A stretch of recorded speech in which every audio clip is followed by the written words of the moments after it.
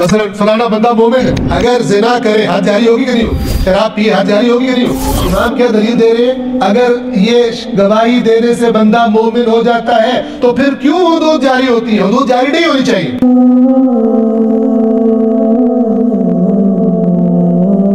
ہمارے پاس ایک قوم ہے، وہ کہتے ہیں جب بندہ کہہ دے اللہ کے سوا کوئی معبود نہیں، میں گواہی دیتا ہوں اور محمد رسول اللہ ہے صلی اللہ علیہ وآلہ وسلم، تو وہ مومن ہوتا ہے۔ اب امام کا جواب سنیں، امام باقر علیہ السلام قال، امام نے فرمایا فَلِمَا يُضْرَبُونَ الْحُدُودِ وَلِمَا تُقْطَعْ أَيْدِيهِمْ، پھر ان پر حدود کیوں جاری ہوتی ہے؟ حد کب جاری ہوتی ہے؟ مثلا فلانا بندہ مومن ہے، اگر زنا کرے حد جاری ہوگی کہ نہیں ہوگی؟ شراب پیے حد جاری ہوگی کہ نہیں ہوگی؟ بات پوری کروں گا پھر آپ پہ واضح ہو جائے گا، لیکن پہلے یہاں تک سمجھانا چاہ رہا ہوں۔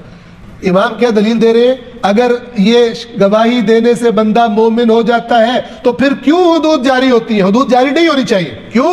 اس لیے کہ مومن سے بڑی چیز تو، مومن سے بڑا محترم تو اللہ کے پاس ہے ہی کوئی نہیں، تو اس کی پٹائی پھر کیوں لگتی ہے؟ ہاتھ کیوں کاٹے جاتے ہیں اگر یہ چوری کر دے؟ جو گواہی دیتا ہے مسلمان، میں گواہی دیتا ہوں اللہ کے سوا کوئی معبود نہیں، میں گواہی دیتا ہوں محمد صلی اللہ علیہ وآلہ وسلم اللہ کے رسول ہے، پھر میں چوری کروں، پھر میں کہوں میں مومن ہوں، میں بڑا محترم ہوں، خبردار کسی نے مجھے ہاتھ بھی لگایا، انہی کے لیے تو اللہ نے کہا کاٹو چور کے ہاتھ، حد جاری کرو شراب پینے والے پر۔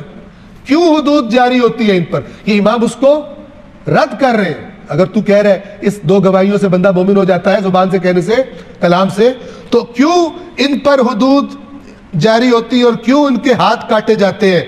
جبکہ وَمَا خَلَقَ اللَّهُ عَزَّ وَجَلَّ خَلْقًا أَكْرَمَ عَلَى اللَّهِ عَزَّ وَجَلَّ مِنَ الْمُؤْمِنِ، جبکہ اللہ نے کوئی مخلوق خلق ہی نہیں کی جو مومن سے زیادہ قابل احترام ہو اللہ کے پاس۔ تو جو اللہ کے پاس اتنے قابل احترام ہے مومن، ان کی پھینٹیاں لگتی ہیں، ان کو کوڑے لگتے ہیں، ان کے ہاتھ کاٹے جاتے ہیں، اس کا مطلب ہے آؤٹ ہو گئے وہاں سے، وہ احترام نہیں ہے جو مومن کا ہوتا ہے جب یہ حرکت کرتے ہیں۔ لہٰذا توجہ کریں، اللہ نے، جبکہ اللہ نے کوئی مخلوق خلق نہیں کی جو مومن سے زیادہ اللہ پاک کے سامنے محترم ہو، مکرم ہو۔ اکرم علی اللہ، اکرم کب؟ ان اکرمکم عند اللہ اتقاکم، سب سے زیادہ احترام والا وہ ہے جو زیادہ تقوی والا ہے، یہ اکرم وہی لفظ ہے۔ مومن سے زیادہ تو اللہ نے کوئی قابل احترام چیز خلق ہی نہیں کی، پھر کیوں انہیں کوڑے مارتے ہیں، کیوں ان کے ہاتھ کاٹتے ہیں؟ مومن کا احترام بیان کریں۔ لأن الملائکۃ خدام المؤمنین، مومن تو اتنا اونچا ہے کہ فرشتے مومنوں کے خادم ہوتے ہیں۔ وَأَنَّ جِوَارَ اللَّهِ لِلْمُؤْمِنِينَ، اللہ کا جوار یعنی جو اللہ کے سب سے قریب ہوں گے وہ مومنوں کے لیے ہے۔ وَأَنَّ الْجَنَّةَ لِلْمُؤْمِنِينَ، اور جنت مومنوں کے لیے ہے۔ وَأَنَّ الْحُورَ الْعِينَ لِلْمُؤْمِنِينَ، اور وہ جو حور عین تم سنتے ہو وہ بھی مومنوں کے لیے ہے۔ ثُمَّ قال، اب یہاں تک سمجھ آئی آپ؟